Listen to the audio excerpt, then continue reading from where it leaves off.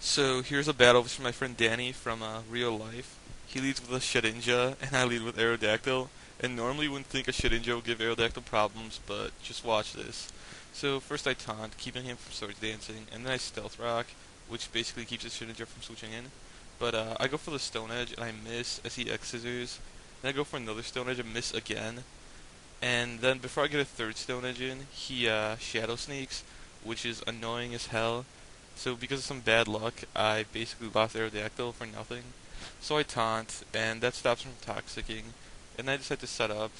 He X-Scissors, which does nothing to Gyarados.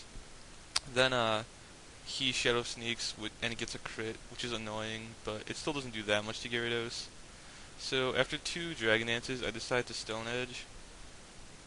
And that breaks Shedinja's Sash, but still not dead, but it's pretty much dead by now. One more Stone Edge and it goes down. And then he goes into a Dusk Noir, and I'm hoping this is one of those Thunder Punch Dusk Noirs, so I taunt. But he predicts the taunt and starts off with Shadow Sneak.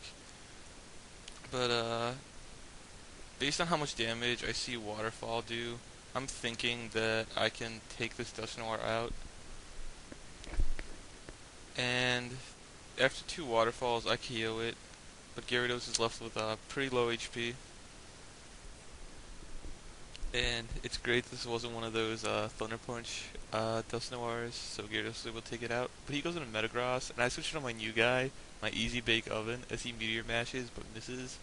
But then he switches into Heatran, predicting the Flash Fire, which sucks, because now this Heatran's powered up. So I go to my own Heatran, predicting the Fire move, but turns out this is one of those sub Heatrans. So now I have to go to Gyarados, because he's probably going to go for the Earth Power, and that's a good call on my part. And he Fire Blasts, but thankfully he misses Gyarados, so by the time I get some hacks on my side. And Waterfall takes out the sub, which is good, because then his Heatran won't be able to set up again.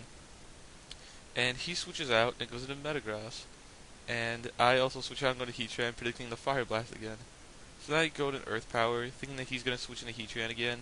And Earth Power does a ton of damage to Metagross, but not enough, and he's able to retaliate with the Earthquake and KO Heatran.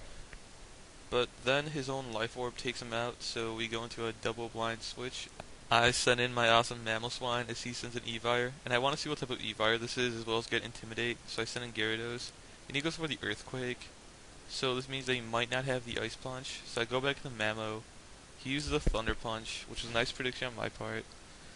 And then he Earthquakes, gets a crit, and that still doesn't do quite enough to KO Mamoswine, so I'm able to use my own Earthquake, which is powered up by Choice Band, and take out Evire in one hit.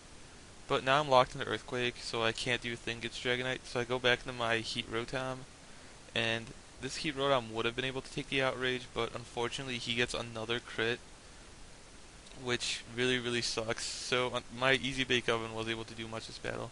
But then I Ice Shard with Mamoswine. It turns out this Dragonite has a Yachi Berry, which sucks beyond all reason, and he's able to take my Dragon Killer Mamoswine out.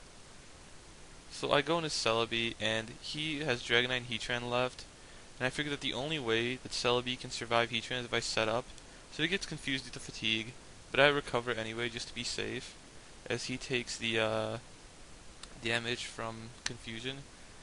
So he roosts as I Psychic, and I was hoping that Psychic would have KO'd it, but unfortunately the roost brought it high enough so it can survive. So he roosts again, but I set up my Leech Seed so I can get some constant recovery going while I set up in preparation for Heatran.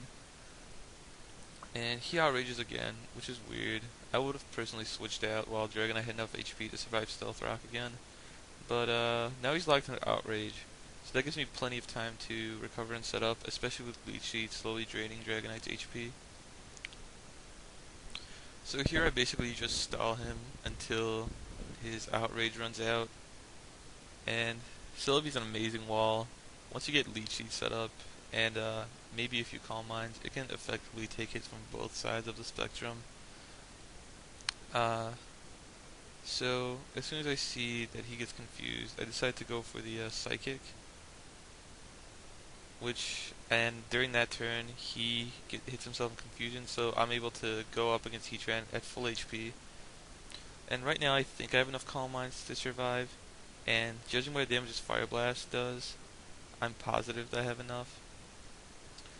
So I set up the Leech Seed, which after leftovers gives me just enough HP to survive another Fire Blast. And as he goes for the next Fire Blast, I recover. So now I'm positive that I'm able to stall this Heatran out. Even though it has leftovers, at the very least, I should be able to stall out all his Fire Blasts.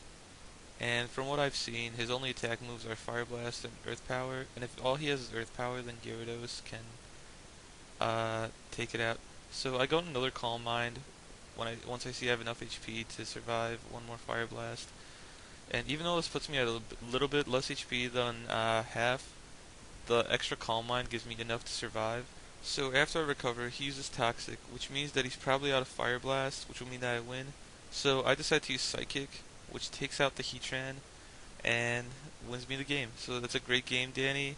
Remember, guys, to rate, comment, and subscribe. And I'm just a little sad that I didn't get to use my Easy Bake Oven more. I really wanted to see how it would work out on this team.